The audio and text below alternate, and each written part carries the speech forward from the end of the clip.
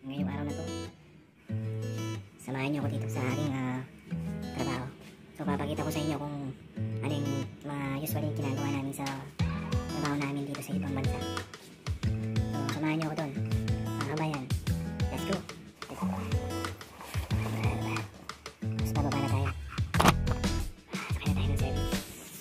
Let's go.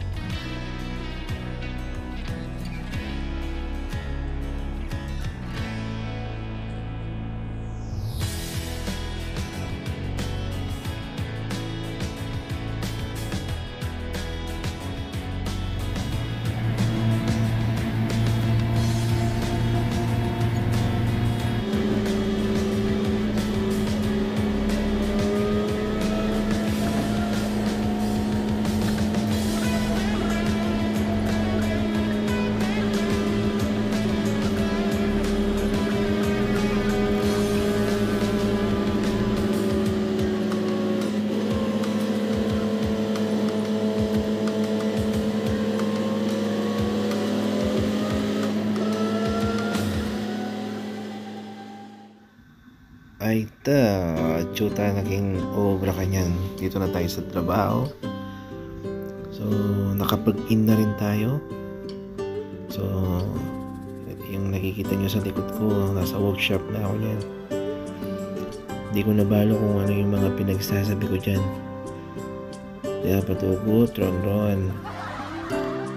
Ay may pagit na itong pampo. Wala nang paligoy-ligoy pa. Tara, punta na tayo sa loob. Let's go. So yun na nga, no? Ito yung re-repair natin ngayong araw na to. So meron na tayong matinang trabaho. So yun, no? So yun ang problema niyan. Makikita mo nag-leak na yung product sa loob. So kailangan na natin tirahin to, baka tirahin pa ng iba. So mag-withdraw muna tayo ng materials, tapos balik tayo dito. Let's go. Sa puntong yan, inumpisahan na natin na kalasin yung pump. So mahirap mag video habang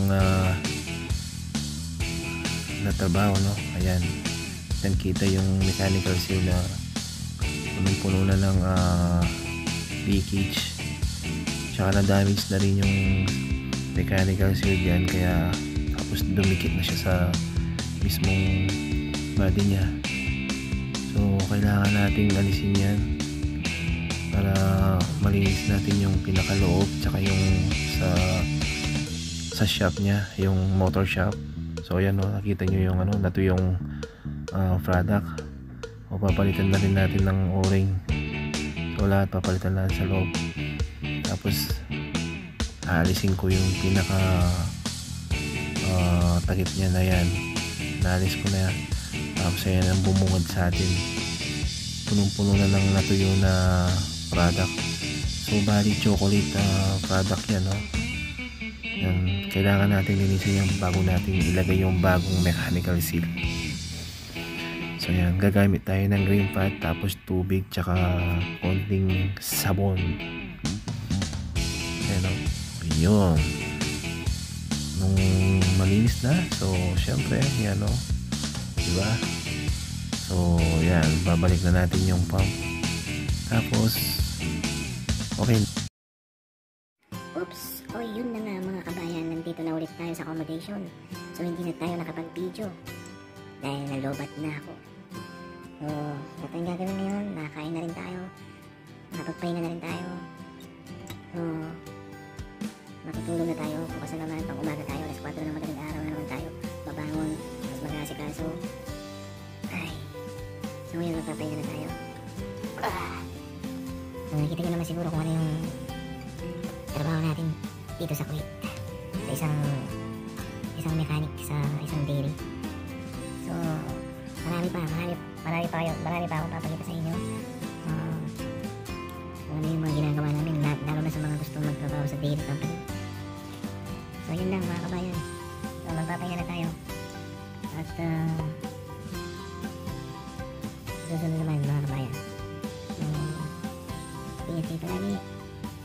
Lalo na dito sa bansang to. Peace out. Bye. Good night.